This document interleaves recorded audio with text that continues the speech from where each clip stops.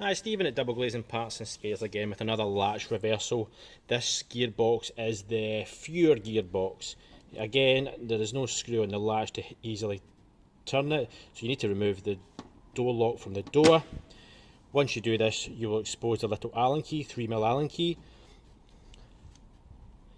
So just simply give that a wee turn.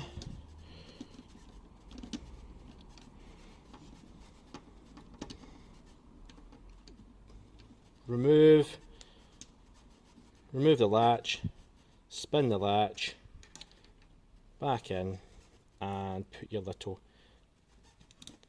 type of grub screw back in.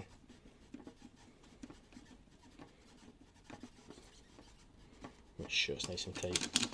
And that's your latch reversed on your FUHR gearbox. Thanks again.